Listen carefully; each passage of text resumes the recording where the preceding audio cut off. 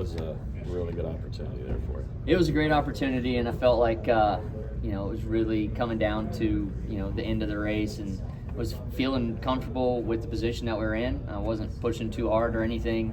I thought Justin had started coming back to us, and I was beating him pretty heavily in the braking zones. And when I got into 12, he had kind of missed the corner a bit there, and it just opened up a little bit of air on my nose, and I got turned in, clipped the inside wall. And the funny part was I talked to my dad about it on the way down there, just how naturally we look for air for the nose of the car. And, you got to really stay in line with that guy in front of you, because he's probably going to be taking as much track as possible. And in this instance, he didn't really take as much track as possible. I got my car rotated good, and I was trying to get a little bit more for exit value, and clip that inside wall. It was the last thing I was thinking about in that situation to put us in that kind of position. So it was unfortunate for sure. Was bummed, but proud of how far I've come as a road course racer, and feel that we can go and compete at any of the road races now.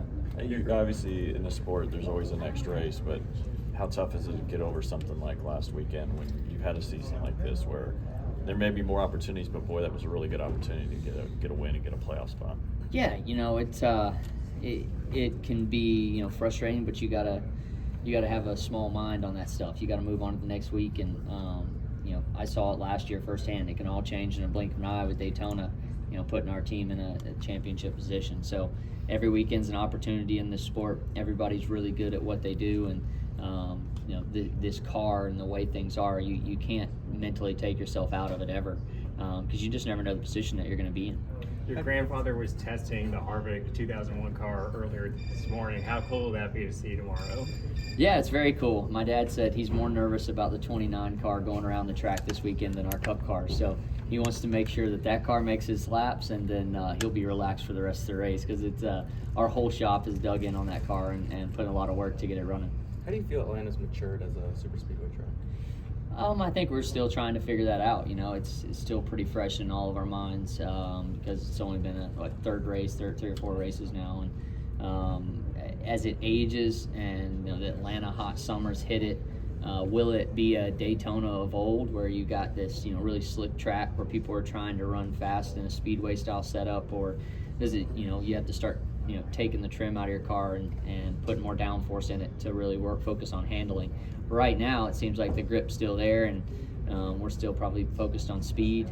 The heat will definitely be a factor, but luckily these are night races. Do you miss the old layout, or are you liking this new layout? I think everybody misses the old layout, because as a driver, it was very challenging and slick, and you had to hit your line and find that little trough in the edge. Now it's another speedway, so it's exciting and adrenaline for all the fans. For the drivers, it's a little different. How do you look at New Hampshire looking ahead? New Hampshire's just another opportunity, I think, for everyone. You always got to look at those places as an opportunity. It's one race a year that we go to that track, and if you hit it right with the way the practices are, you only got 15 minutes to dial in your car, and if you bring the wrong setup, you're probably going to be struggling. So you try and get it as best you can in those 15 minutes, and bring something that you can attack the braking zones. The track's kind of rough in 3 and 4, and we'll see what it brings. I'm running the Xfinity race, so that'll be nice in the 10. How much do you think that'll help you? I think it's always good to get extra laps on the track before you get in the Cup car. Speaking of the heat, you have to prepare yourself differently tomorrow because it's pretty high, like Talladega used to be a long time ago. Yeah, I think you got to prep a little bit. Obviously, hydrating's the biggest thing for me on these places. Physically, it's more mental taxing here. You're laid on the right side of the seat pretty hard, but yeah, it'll be hot, and we're just ready for it. You don't want anything to fail as far as the driver cooling systems. Last week in Chicago, my cool shirt broke on the warm-up laps. A plug broke inside, and I was shutting the car off, turning it off, trying to figure out how to get it back on. Luckily, it was kind of cool after the rain, and it wasn't a hot one, or that would have been a struggle for sure. I would have had to probably pit to get something figured out there. But yeah, you want to make sure everything works properly in this kind of condition. You mentioned hydrating. How important is it to hydrate like that for a NASCAR driver? And what are some steps that you do personally to stay hydrated? I think it's super important. I mean, if there's a guy out here that's not hydrating, they're probably struggling to perform. I know I can't. I can't be drinking anything other than water and electrolytes leading up to a race. If somebody's drinking alcohol, they're braver than I am. Yeah, I mean, just lots of water intake and different types of electrolytes to get your body right. Everybody probably has their own formula. Has he shown any interest in racing?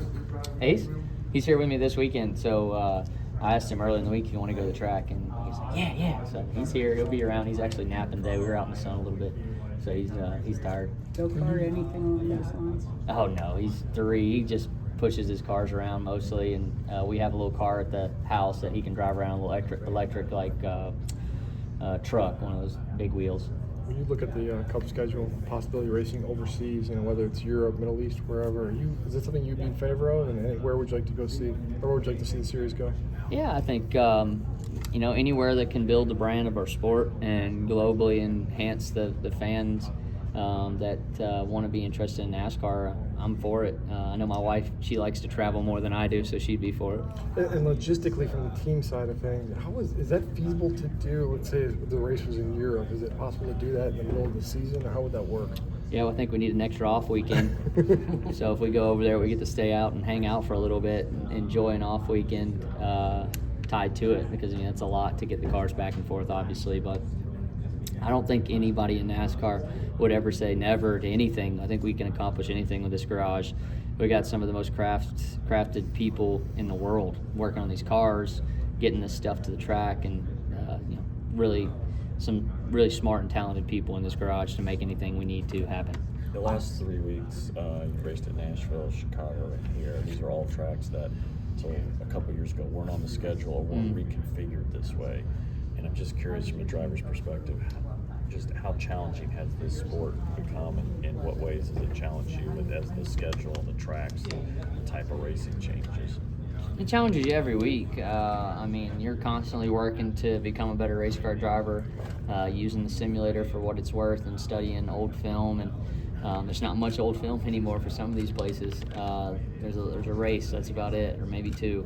But I think it's great. I think it's cool that we change it up this much, because like I said, your mind can get down quick when you're in a big rut going to similar style tracks. Every weekend presents a new opportunity that you can hit on. If you have a bad week, you're going to a different type of track the next. It's a whole new ball game. It's a clean sheet of paper almost every week. Austin, having Kyle Busch as a teammate, how has he helped improve you as a driver? Well, I think just his tenacity and his drive for wanting to get our cars as good as he can. I think that pushes our shop. It makes our shop more on edge. Always, asking for more to get the cars better. Are there any tracks out there in the U.S. that you'd like to see added to the schedule, past, present, or? I think I thought the street race was pretty cool. I think that we can, try other places. I thought the Clash was pretty cool. I think if you could find another arena that fits that style format, would be cool. Like a Cowboy Stadium, I think would be bad to the bone. And I've always said we need a track near New Orleans, because a lot of fans come from New Orleans to Talladega. So, those 2 areas probably. Having single file restarts last weekend during the Chicago Street Course, Loved is that something you'd love at the road course races going forward? Yeah, I thought it was huge. I thought it was a game changer. Made the racing feel like a road race. I think that double file restarts, the way we race, it's too hard for us almost to make that happen. COTA would have been an even better race with the single file start coming off of the final corner. It just seemed like you're attacking 1, maybe 2 guys instead of 4 guys piling into a corner, sometimes 5, 6 wide at COTA. It's just, you're going to get right. If they